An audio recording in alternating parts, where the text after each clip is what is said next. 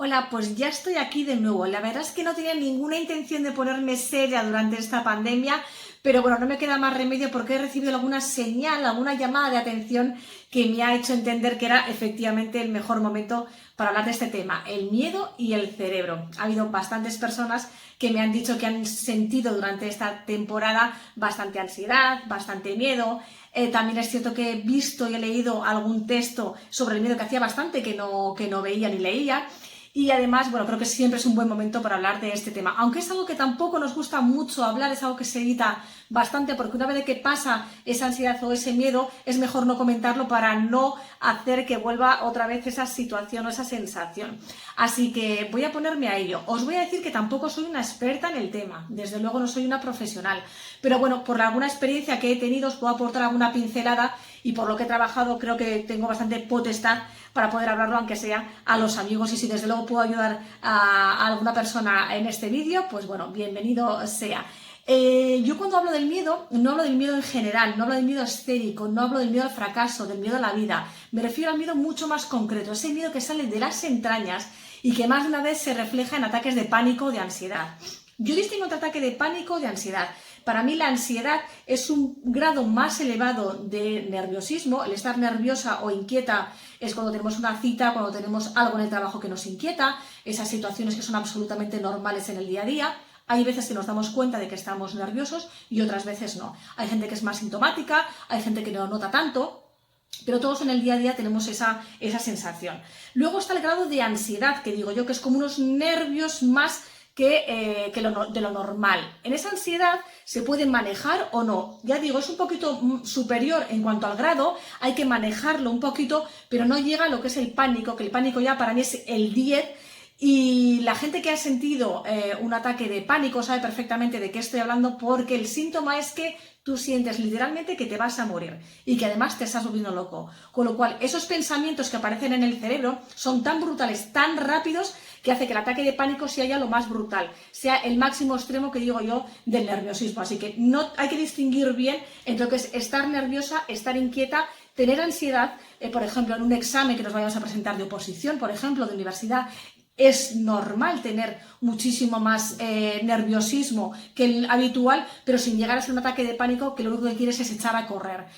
Una vez que he distinguido un poquito esos tres pasos, os voy a explicar un poquito en qué consiste el ataque de pánico.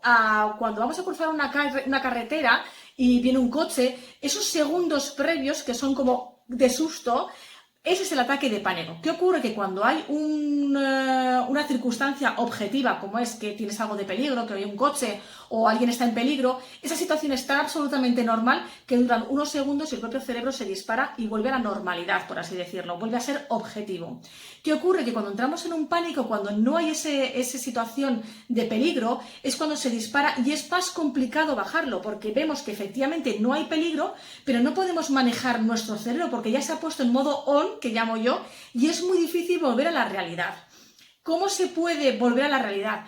Para empezar, si tienes unos ataques de pánico, has tenido en diferentes momentos de tu vida, espaciados en diferentes circunstancias, y es algo que a ti no te ha impedido continuar con tu día a día, es mejor dejarlo pasar si es algo que a ti no te impide o no quieres indagar más allá. Pero este vídeo va dirigido quizás más a las personas que les pasa continuamente, más a menudo, o determinadas circunstancias. Por ejemplo, personas que les pasa cuando van en autobús, o personas que les pasan cuando están en un ascensor, o personas que tienen ya algo más habitual. Esos ataques de pánico son más habituales en su vida y quieras o no le impide y al final les está agobiando llevar su vida de forma natural. El ataque de pánico se tiene que bajar de cierta manera volviendo a esta realidad. Es muy complicado, ojalá fuera tan fácil, y yo os pudiera decir que es fácil, pero es complicado tener esas herramientas y manejar esa situación de pánico y volver tú solo a la realidad. Al principio necesitas ayuda, necesitas que alguien te dé esas herramientas para volver a la realidad. Primero porque tu cerebro tiene que entender que no te estás volviendo loco y que no te estás muriendo. Eso es lo fundamental con respecto al ataque de pánico. Y para eso el cerebro tiene que darse cuenta de que ante esa situación ni te vuelves loca ni te vas a morir. Y eso se hace trabajando bastante. Hay diferentes técnicas. Hay una que es la exposición, por así decirlo. Lo que haces es, si por ejemplo te ha ocurrido en el autobús, tienes que ir en autobús, esa es tu tarea o tu deber, ir en autobús Y normalmente te pasarán esas circunstancias, además va a aparecer un miedo anticipatorio porque lógicamente tú no quieres volver al autobús, porque es algo que tu cerebro ha captado que es peligroso, porque sabe que te va a volver a ocurrir el ataque de pánico. Tienes que exponerte ante esa situación.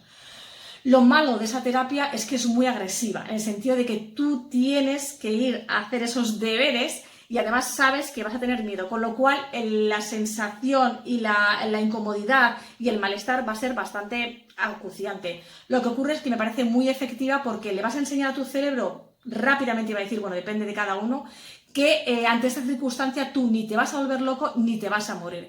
Eso es fundamental para que el cerebro piense que la situación no es real, por así decirlo, que hay un desorden con respecto al cerebro y con respecto a esa situación que tú estás viviendo.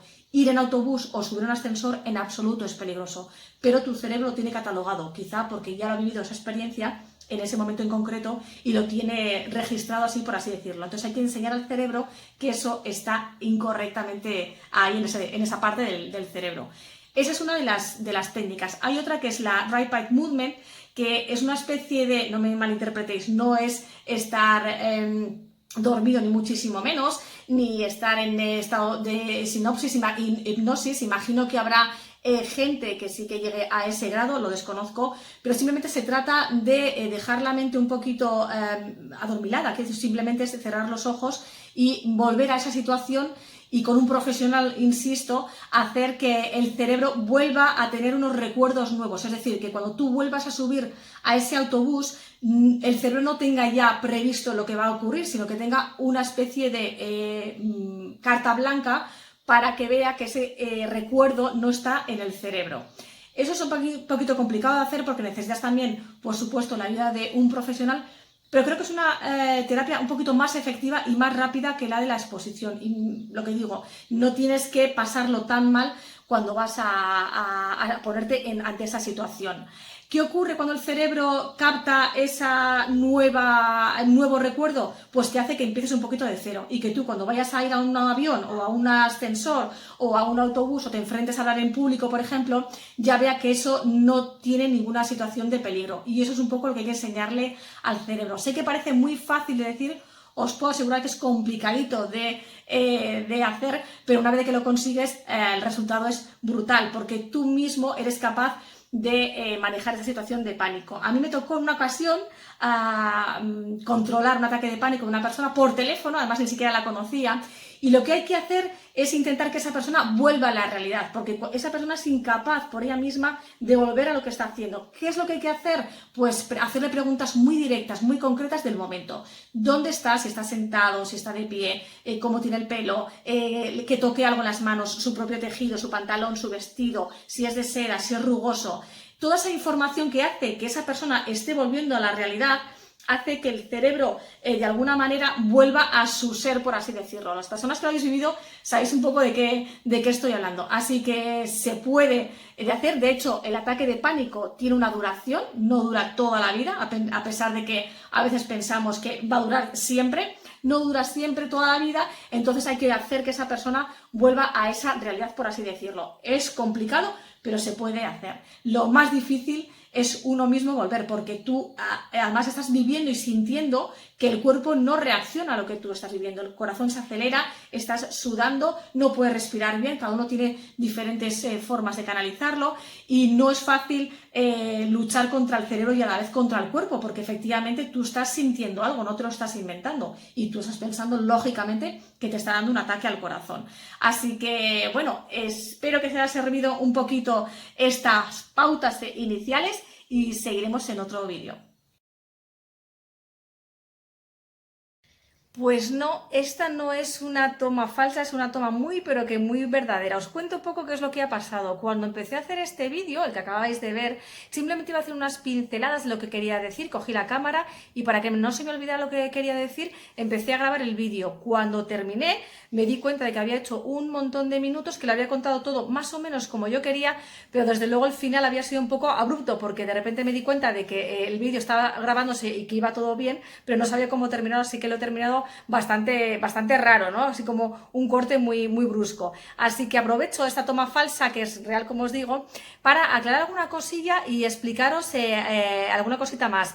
Hay un momento del vídeo en el que digo, no sé muy bien qué digo en inglés, Rapid Eye Movement es lo que quería decir. En castellano es EMDR, es la técnica que os decía yo con respecto a la que digo yo de la mente adormilada, más o menos para que lo entendáis y si lo queréis buscar para que sea una definición más correcta.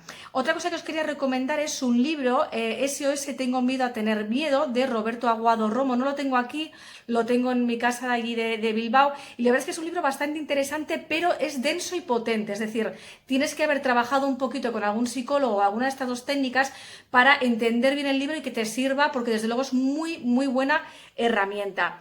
Otra cosa que os quería recomendar es una película, es Una mente brillante, de Russell Crowe, porque al final trata un poquito, me recuerda a veces con el tema de la ansiedad y del miedo, porque el miedo está presente en nuestra vida, queramos o no, y tenemos que aprender a convivir con ello.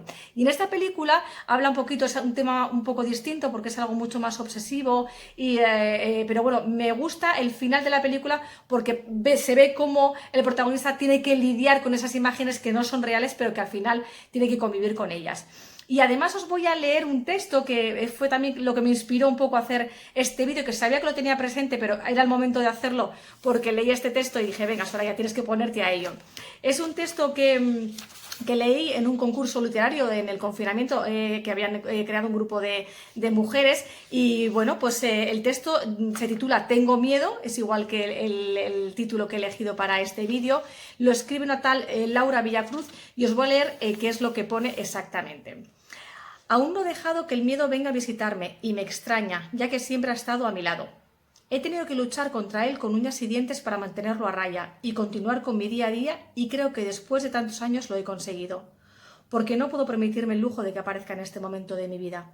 Llevo confinada en casa desde hace 50 días, sola, sin poder salir más que para hacer la compra y sin poder ver a mi familia, que está a más de 1000 kilómetros de distancia.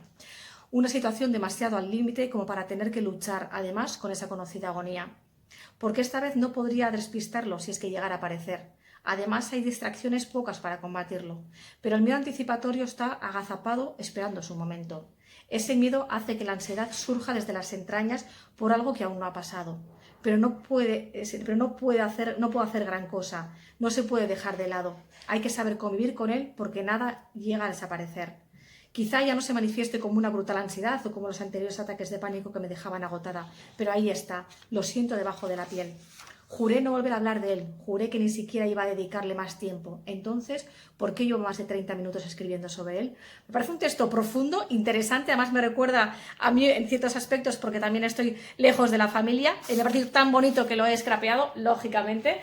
Y yo creo que no hay nada más que quisiera aclarar. Lo único sí os puedo comentar que, aunque digo que no soy una experta en el tema, sí que este vídeo lo han visto dos psicólogos que me han acompañado a mí, Joseba Urrutia y Cristina Corbella, y me han dado el visto bueno e incluso me han dado la enhorabuena, con lo cual tan desencaminada con el tema del miedo no estoy. Así que espero que os haya servido, no solo de dar muchos detalles, de poneros en contacto conmigo y demás con el vídeo, porque bueno, como sois gente que me seguís habitualmente, sois gente conocida, me mandáis mucho por privado, pero si por casualidad alguien quiere ponerse en contacto conmigo por este tema o por cualquier otro, esta vez sí que voy a dar mi correo electrónico y mi Instagram por si queréis hacerme alguna pregunta en concreto.